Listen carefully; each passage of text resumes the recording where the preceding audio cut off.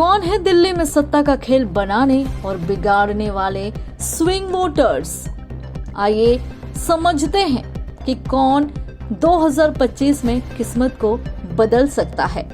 दिल्ली में 20 से 25% ऐसे वोटर हैं जो लोकसभा में अलग और विधानसभा में अलग वोटिंग करते हैं। ऐसे वोटर दिल्ली की सत्ता का खेल बनाने और बिगाड़ने की ताकत रखते हैं। करीब 25 से 30% ओबीसी समाज का वोट स्विंग करता है। दलित समाज का 45 से 50% और करीब 55 से 60% मुस्लिम मतदाता भी इसी श्रेणी में आते हैं। दिल्ली विधानसभा चुनाव के लिए बुधवार को मतदान है। अब चंद घंटे ही बाकी रह गए हैं। इस बार आम आदमी पार्टी, बीजेपी और कांग्रेस के बीच कांटे का मुकाबला माना जा रहा है। पिछले 3 बार से दिल्ली का विधानसभा चुनाव लोकसभा चुनाव के 6 महीने के बाद होता आ रहा है। दिल्ली का वोटिंग पैटर्न देखें तो लोकसभा और विधानसभा चुनाव में ये अलग अलग रहता है। लोकसभा में जो जनता बीजेपी के पक्ष में खड़ी नजर आती है, वही जनता दिल्ली विधानसभा चुनाव में खिलाफ वोटिंग करती दिखती है।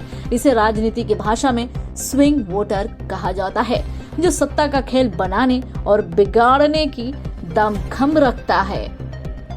दरअसल दिल्ली के पिछले 2 लोकसभा और 2 विधानसभा चुनाव में स्विंग वोटर्स ही सियासत की दशा और दिशा तय करते रहे हैं। एक बार होता तो सियासी संयोग माना जा सकता था, लेकिन पिछले 2 बार से यही पैटर्न रहा है। लोकसभा चुनाव में दिल्ली की 7 सीटें बीजेपी की झोली में डालने वाला मतदाता दिल्ली विधानसभा चुनाव में आम आदमी पार्टी के पक्ष में मजबूती से खड़ा नजर आता है।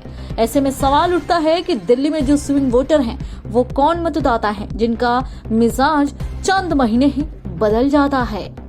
दरअसल दिल्ली में 20 से 25% स्विंग वोटर्स हैं, जो विधानसभा में अलग और लोकसभा में अलग वोटिंग करते हैं। 2014 के लोकसभा चुनाव में दिल्ली में आम आदमी पार्टी को 32.9%, बीजेपी को 46.4% और कांग्रेस को 15.1% वोट मिले थे।